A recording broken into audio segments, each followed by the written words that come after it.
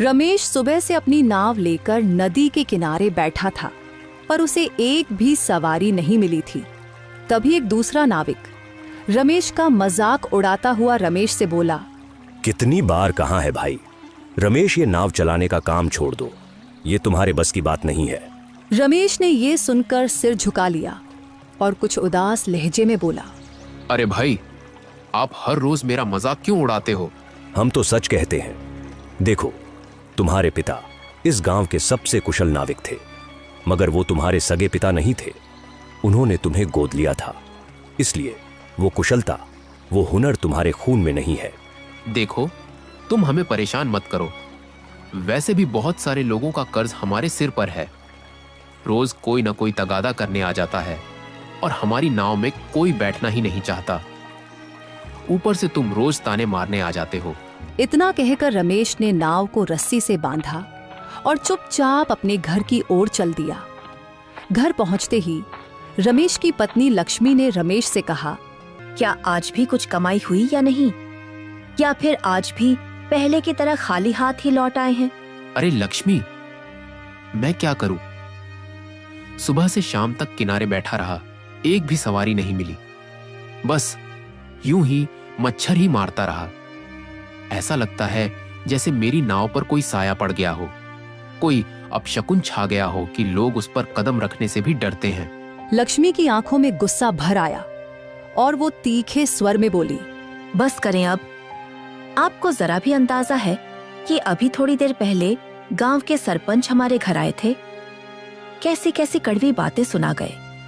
कह रहे थे कि अगर कर्ज न चुकाया गया तो कर्जदार हमारे दरवाजे पर आकर सबके सामने हमारी इज्जत मिट्टी में मिला देंगे। कभी कभी ऐसा लगता है लक्ष्मी कि ये नाव चलाने का काम ही छोड़ दूं और कोई दूसरा काम शुरू कर लूं, लेकिन क्या करूं? इसके अलावा मुझे कोई और हुनर आता ही नहीं। रमेश के चेहरे की मायूसी देखकर लक्ष्मी का गुस्सा ठंडा हो गया। अभी कुछ पल पहले जो आग उसकी आंखों में जल रही थी, वो बुझ सी गई। उसने रमेश को देखा और नरम स्वर में बोली, मैं जानती हूँ आप अंदर से बहुत उलझे हुए हैं, और आते ही मैंने भी आपसे सख्त लहजे में बात की। मगर सच ये है कि जब गांव वाले आपके बारे में उल्टी सीधी बातें करते हैं तो मेरा दिल बर्दाश्त नहीं कर पाता। आप क्यों बार बार ये सोचते हैं कि आप में कोई काबिलियत नहीं है? मुझे आप पर पूरा भरोसा है रमेश। एक दिन जरूर आपकी मेहनत रंग लाएगी और लोग आपको इज्जत और मान देंगे। लक्ष्मी की बातें सुनकर रमेश के दिल में एक नई हिम्मत जाग उठी, मानो मायूसी के अंधेरों में रोशनी की एक किरण उतर आई हो। अगली सुबह रमेश हमेशा की तरह अपनी नाव लेकर नदी के किनारे आ बैठा। हवा चल रही थी और पानी की लहरें धीरे धीरे बह रही थीं। रमेश उम्मीद भरी नजरों से इधर उधर देखता रहा कि शायद कोई यात्री आ जाए, मगर दोपहर ढलने तक एक भी सवारी नहीं आई। अरे भगवान, मैं कब तक इस तरह खाली बैठा पानी को देखता रहूं? काश आज कोई सवारी मिल जाए। रमेश ने ये कहा ही था कि अचानक वहां एक साधु महाराज आ गए। उन्होंने रमेश से पूछा, अरे बालक, क्या तुम मुझे रामपुर के जंगल तक ले जाओगे? रामपुर का जंगल? वो तो बहुत ही विचित्र है महाराज। सुना है वहां अनोखी और रहस्यमयी घटनाएं होती हैं। आम लोग तो उस जंगल का नाम सुनकर ही डर जाते हैं और वहां जाने से कतराते हैं। तुम सही कह रहे हो, लेकिन वो जंगल हम जैसे साधुओं के लिए खतरनाक नहीं है। ठीक है साधु महाराज, जैसी आपकी मर्जी। मैं आपको उस जंगल के किनारे ले जाता हूँ। पर हाँ, मैं तुम्हें पहले ही बता दूं, मेरे पास तुम्हें देने के लिए कुछ नहीं है। कोई बात नहीं साधु महाराज, मुझे आपसे धन दौलत नहीं चाहिए। बस आप आइए और मेरी कश्ती पर बैठ जाइए। साधु नाव में बैठ गया। रमेश ने चप्पू उठाया और नाव धीरे धीरे बहने लगी। कुछ देर बाद उसने साधु को रामपुर के जंगल के किनारे उतार दिया। नाव से उतरने के बाद साधु ने रहस्यमयी अंदाज में रमेश की ओर देखा और कहा, मैं तुम्हें पहचानता हूँ। तुम्हारी नाव में कभी कभार ही कोई सवार बैठता है और तुम हर दिन बेचैनी से इंतजार करते हो कि कोई आए ताकि तुम उसे पार ले जाकर मेहनत की कुछ कमाई कर सको। आज मैं तुम्हारी नाव में बैठा लेकिन तुमने मुझसे एक सिक्का तक नहीं मांगा। तुमने मेरा साथ दिया और ये सब बिना किसी लालच या इच्छा के किया। क्या तुम जानते हो कि तुमने मेरी मदद क्यों की है? साधु महाराज, मैं आपकी बात का मतलब बिल्कुल नहीं समझ पाया। आप असल में कहना क्या चाहते हैं? अपने आप को कभी भी मामूली मत समझो। तुम कोई साधारण व्यक्ति नहीं हो। यह सच्चाई तुम्हें बहुत जल्दी खुद ही पता चल जाएगी। ये कहकर साधु जंगल के अंदर की ओर चला गया। रमेश को साधु की एक भी बात समझ में नहीं आई। वह कुछ देर वहीं खड़ा सोचता रहा, फिर अपनी नाव की ओर चल पड़ा। अभी वह नाव में बैठने ही वाला था कि अचानक उसे किसी के चिल्लाने की आवाज सुनाई दी। बचाओ बचाओ! उसने ध्यान से आवाज सुनी तो पता चला कि यह आवाज पास ही की एक गुफा से आ रही है। उसने सोचा, अरे, लगता है यह जरूर कोई राक्षस या चुड़ैल है जो मुझे अपने जाल में फंसाने की कोशिश कर रही है। नहीं, मुझे यहाँ ज्यादा देर नहीं रुकना चाहिए। मुझे तुरंत यहाँ से निकलना होगा। ये सोचकर वह नाव की ओर बढ़ा ही था कि उसे फिर से किसी के चलाने की आवाज सुनाई दी। बचाओ बचाओ, मेरी मदद करो! रमेश ने जब दोबारा वह आवाज सुनी तो उसके दिल में गहरी दया उमड़ आई। उसने मन ही मन सोचा, हो सकता है कि गुफा के अंदर सचमुच कोई मुश्किल में फंसा हो। यह भी संभव है कि कोई बेगुनाह वहां मदद के लिए पुकार रहा हो। ऐसे समय में किसी की फरियाद को अनदेखा करना सही नहीं है। हाँ, यह भी खतरा है कि यह कोई जाल या धोखा हो सकता है। मगर अगर सच में कोई मुसीबत में है और मैंने मदद न की तो यह मेरी इंसानियत के खिलाफ होगा। बेहतर यही है कि एक बार जाकर देख लूं। शायद कोई बेचारा बड़ी मुसीबत में फंसा हो। ये सोचकर रमेश गुफा की ओर चल पड़ा। गुफा में दाखिल होते ही रमेश ने देखा कि वहां एक हिरण पिंजरे में कैद था, जो दर्द और लाचारगी में रमेश को मदद के लिए पुकार रहा था। बचाओ बचाओ, मेरी मदद करो! मुझे इस पिंजरे से बाहर निकालो! हिरण को इंसानी आवाज में बोलते देखकर रमेश गहरी सोच में पड़ गया। अरे, लोग सच ही कहते थे कि रामपुर का जंगल बहुत खतरनाक है। यहाँ तो हिरण भी इंसानी आवाज में बात कर रहा है। निश्चय ही यह कोई राक्षस या चुड़ैल होगी। अगर मैंने इसे इस पिंजरे से आजाद कर दिया तो यह जरूर मुझे नुकसान पहुंचाएगा। नहीं, मैं तुम्हारी मदद नहीं करूंगा। तुम जरूर कोई राक्षस या चुड़ैल हो जो मुझे अपने जाल में फंसाने की कोशिश कर रहे हो। इसलिए मैं तुम्हारी मदद नहीं करूंगा। नहीं, मैं कोई राक्षस या चुड़ैल नहीं हूँ, बल्कि एक असली हिरण हूँ। तुम मुझे गलत समझ रहे हो। अगर तुम सच में एक असली हिरण हो तो इंसानी आवाज में कैसे बात कर सकते हो? हिरण तो इंसानों की तरह बोलते ही नहीं। और फिर तुम इस पिंजरे में कैसे फंस गए? नहीं, मैं अभी तुम्हें सब कुछ नहीं बता सकता, लेकिन समय आने पर जरूर सच बताऊंगा। फिलहाल तुमसे बस एक ही गुजारिश है, मुझे इस पिंजरे से आजाद कर दो। हिरण की इतनी बातें सुनने के बाद भी रमेश को उसकी बात पर यकीन नहीं आया, तो उसने हिरण से कहा, नहीं, मुझे पता है कि तुम झूठ बोल रहे हो। तुम कोई हिरण नहीं हो, बल्कि एक राक्षस या चुड़ैल हो जो मुझे अपने जाल में फंसाने की कोशिश कर रही हो। मैं अब तुम्हारे पास एक पल भी ठहरना नहीं चाहता। ये कहकर रमेश गुफा से बाहर निकलने लगा तो पीछे से उस हिरण ने पुकारा, जो तुम खुद को समझते हो वो तुम हो ही नहीं, और जो तुम असल में हो उसका तुम्हें ज्ञान नहीं। मगर मैं जानता हूँ कि तुम कौन हो। तुम कोई आम इंसान नहीं हो। ये सुनकर रमेश गहरी सोच में पड़ गया। अरे, वो साधु महाराज भी मुझसे यही कह रहे थे कि मैं कोई आम इंसान नहीं हूं। उस वक्त मुझे लगा था कि शायद यह उनकी कोई कहानी या पहेली है, लेकिन अब यह हिरण भी वही बात दोहरा रहा है। आखिर दोनों एक ही बात क्यों कह रहे हैं? क्या सचमुच मेरे बारे में कोई ऐसी सच्चाई है जिसे मैं खुद नहीं जानता? मुझे इस हिरण से यह जानना होगा कि आखिर मैं कौन हूं। ये सोचकर रमेश ने हिरण से कहा, अच्छा, अगर तुम मेरे बारे में सब कुछ जानते हो और यह भी कि मैं कौन हूं, तो फिर साफ साफ बताओ, मैं आखिर कौन हूं? नहीं, मैं अभी तुम्हें कुछ नहीं बता सकता, लेकिन समय आने पर जरूर सब कुछ बताऊंगा। फिलहाल तुम पहले मुझे इस पिंजरे से आजाद तो करो। ठीक है, मगर वो समय कब आएगा जब तुम मुझे यह बताओगे कि मैं कौन हूं? वो समय बहुत जल्द आएगा। फिर मैं तुम्हें यह बताऊंगा कि तुम असल में कौन हो। लेकिन पहले तुम मुझे इस पिंजरे से आजाद कर दो।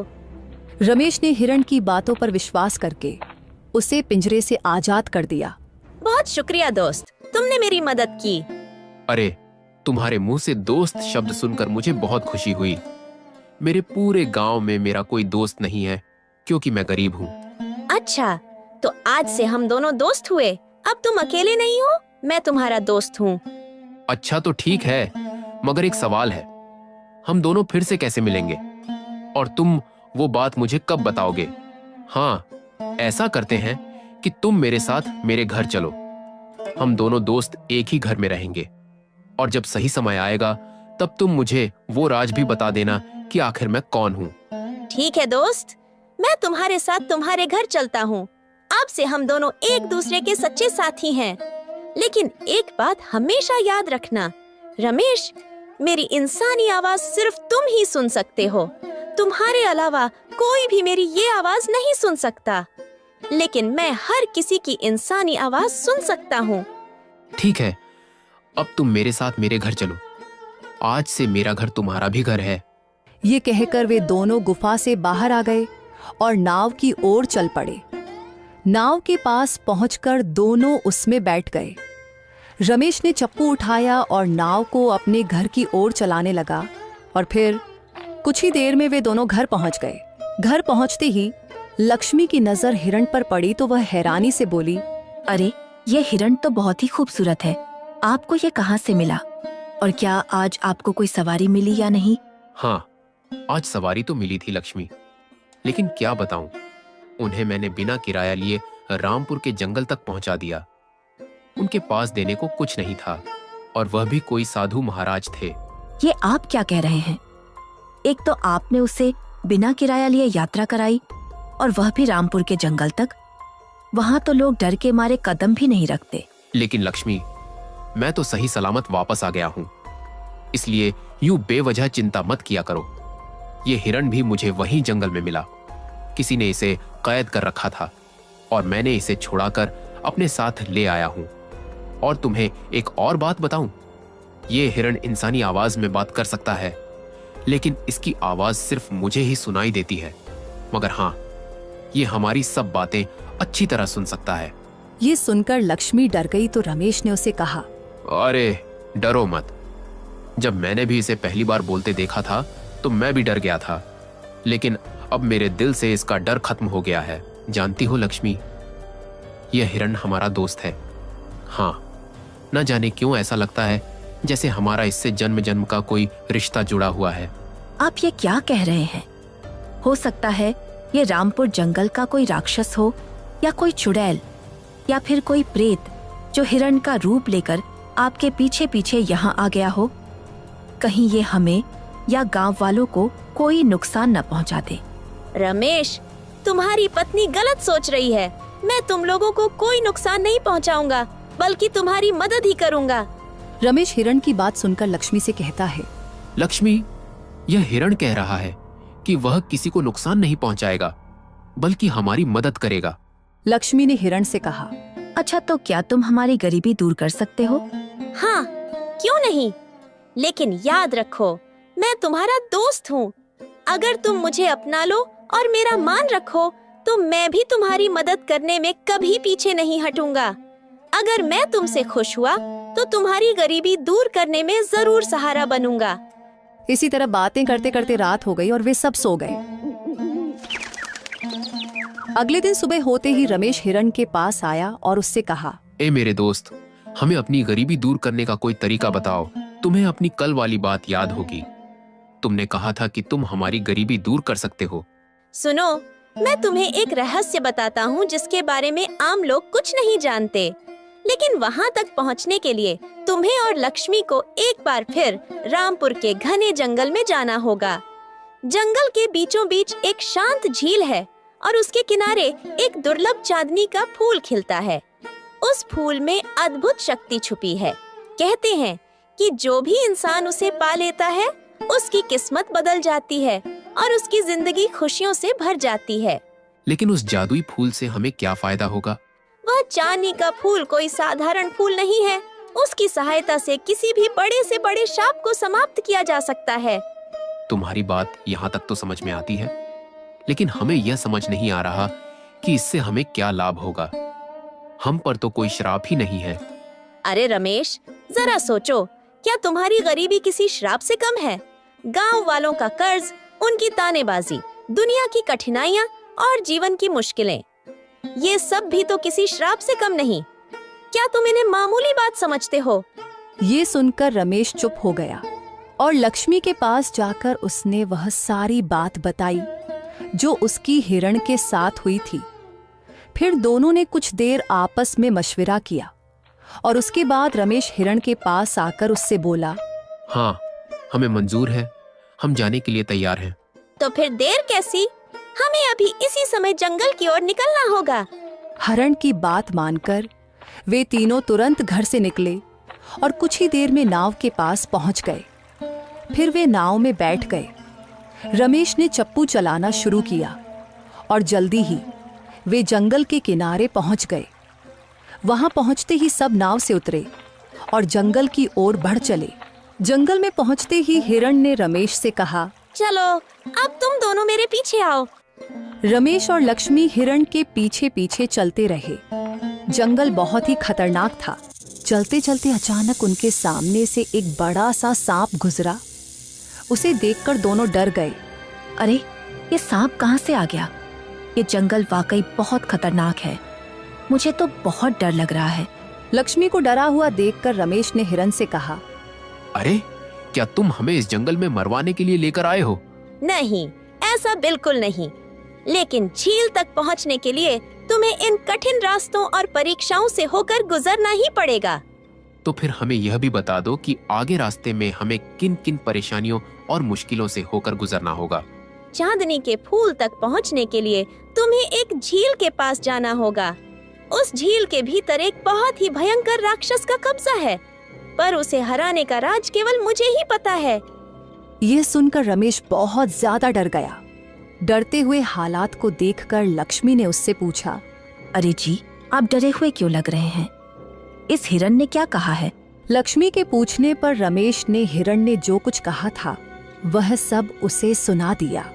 यह सुनकर लक्ष्मी डर गई और कांपती हुई आवाज में बोली, अब तो मुझे सच में डर लग रहा है। मैं आपको इस हिरण की बात मानने नहीं दूंगी। सोचकर देखिए, ये कैसा जंगल है। चारों ओर खतरे ही खतरे हैं। पहले सांप और अब झील के अंदर राक्षस की कहानी। मेरा पहला ही विचार सही था। यह हिरण कोई साधारण जानवर नहीं हो सकता। जरूर कोई राक्षस है जो हमें बहला फुसलाकर अपनी चालाकी से अपनी ओर खींच रहा है। अगर हमने इसकी बातों पर विश्वास कर लिया तो शायद अपनी जान भी गंवा बैठेंगे। यह तुम्हारी गलत फहमी है। बस मुझ पर भरोसा रखो। जब तुम उस राक्षस का सामना करोगे तो वह तुम्हें लड़ने के लिए उकसाएगा, लेकिन ध्यान रखना कि उस पर हाथ से वार करना ठीक नहीं। अगर तुम शारीरिक रूप से भिड़ोगे तो वह तुम्हारी जान ले सकता है। तुम्हें उसे बुद्धि और समझदारी से हराना होगा। उसे यह एहसास दिलाना होगा कि ज्ञान के मामले में तुम उससे कहीं ज्यादा सक्षम हो। वह तुमसे 2 बेहद कठिन प्रश्न पूछेगा, ऐसे प्रश्न जिनके उत्तर आज तक किसी ने नहीं दिए। फिर भी मुझे पूरा विश्वास है कि तुम वे उत्तर दे सकोगे। जैसे ही तुम दोनों प्रश्नों के सही उत्तर दे दोगे, वह तुम्हें फूल लेने की अनुमति दे देगा।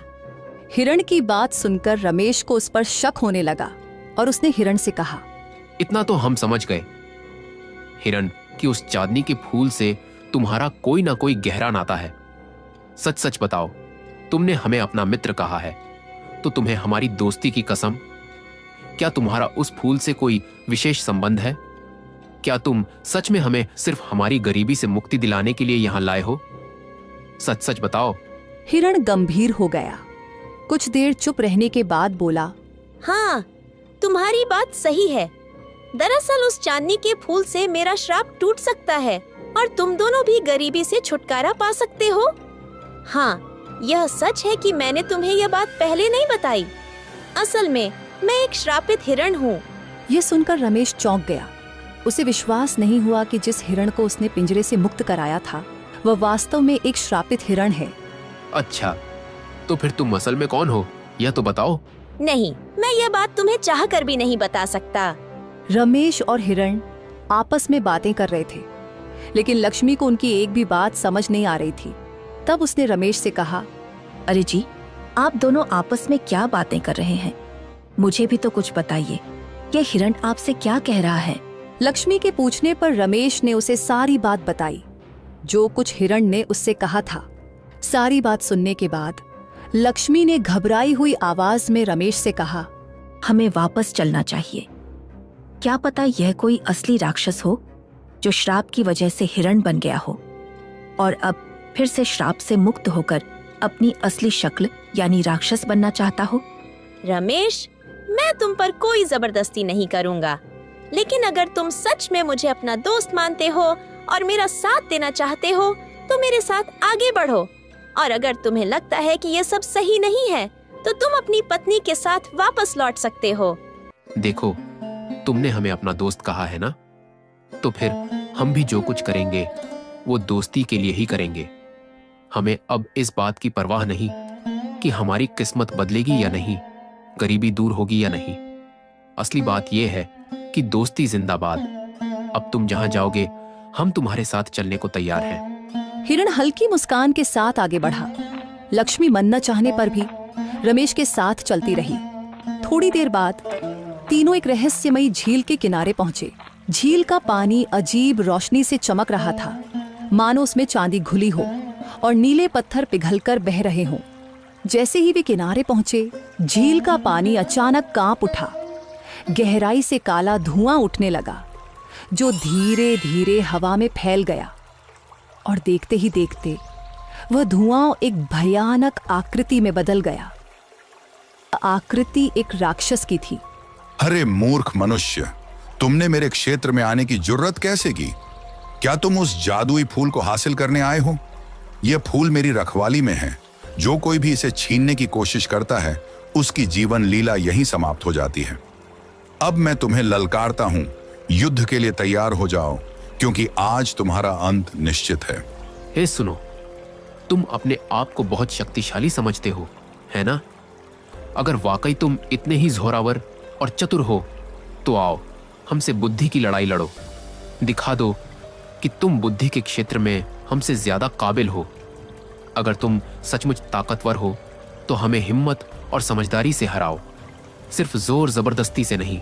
अगर तुम चाहो तो मैं तुम्हारी वह आखिरी ख्वाहिश भी पूरी कर दूंगा, मगर याद रखना, उन सवालों के सही जवाब आज तक किसी के पास नहीं है। ठीक है, पर मेरी एक शर्त है। अगर मैंने सही जवाब दे दिया तो क्या तुम मुझे वह फूल लेने की अनुमति दोगे? हाँ, अगर तुम सही जवाब दे दोगे तो मैं तुम्हें वह फूल लेने दूंगा, लेकिन अगर तुम गलत जवाब दोगे तो मैं तुम दोनों की जान ले लूंगा। ठीक है, पूछो जो तुम पूछना चाहते हो। वह कौन सी चीज है जो देखे बिना सब कुछ देख लेती है और बोले बिना सबको सुना देती है? और ऐसी कौन सी चीज है जो रोज टूटती है फिर भी किसी को चोट नहीं पहुंचाती? रमेश ने कुछ देर सोचने के बाद उसे जवाब दिया। ए राक्षस, तेरे पहले सवाल का जवाब है दिमाग और तेरे दूसरे सवाल का जवाब है सुबह। रमेश से जवाब सुनकर राक्षस हैरानी से बोला, अरे, तुम सचमुच बहुत बुद्धिमान इंसान हो। इन सवालों का जवाब आज तक कोई नहीं दे पाया, लेकिन तुमने कुछ ही पलों में ये पहेलियां हल कर दी। जाओ, मैं तुम्हें यह फूल लेने की अनुमति देता हूँ। ये कहकर राक्षस वहां से गायब हो गया और हिरण ने रमेश से कहा, रमेश, अब वक्त आ गया है, उस फूल को तोड़ लो और मुझे इस शराब से आजाद करवा दो। हिरण्य के कहने पर रमेश ने जैसे ही फूल तोड़ा, वह रंग बिरंगी किरणों से जगमगाने लगा। रमेश फूल की तरफ देखकर बोला, मैं चाहता हूँ कि यह शराबित हिरण दोबारा अपने असली रूप में आ जाए। रमेश के कहते ही हिरण एक राजकुमार के रूप में बदल गया और फूल गायब हो गया। राजकुमार रमेश के गले लगा और बोला, अरे भैया, आपका बहुत शुक्रिया। मुझे पूरा यकीन था कि आप मुझे बचाने जरूर आएंगे। आप मेरे बड़े भाई हैं। ये सुनकर रमेश और लक्ष्मी चौंक गए। रमेश हैरानी से बोला, अरे आप क्या कह रहे हैं? आप तो एक राजकुमार हैं और मैं तो एक आम इंसान हूँ। मैं आपका बड़ा भाई कैसे हो सकता हूँ? उतने में वह साधु वहां आ गया जिसे रमेश ने जंगल में छोड़ा था। आते ही उसने रमेश से कहा, मैंने तुमसे कहा था कि तुम कोई आम इंसान नहीं हो। यह राजकुमार जो कह रहा है वह सच है।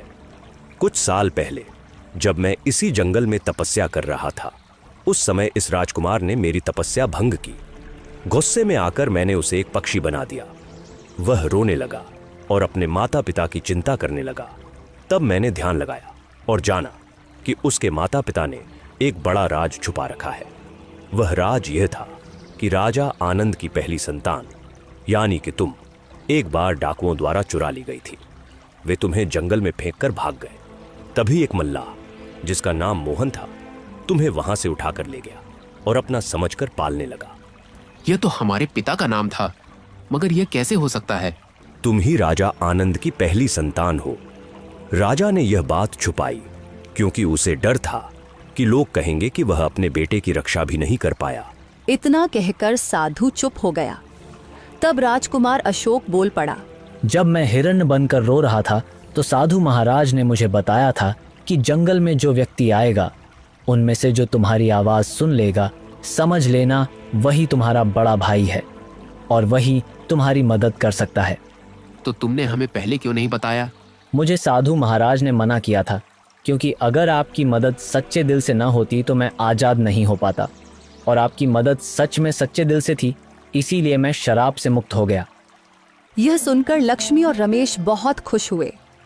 साधु उनकी तरफ देखकर बोला, अब समय आ गया है कि तुम अपने राज्य लौट जाओ। गरीबी के दिन अब समाप्त हो गए हैं। राज्य के असली वारिस आप ही हैं। पिता और माँ आपको देखकर बेहद खुश होंगी। चलिए।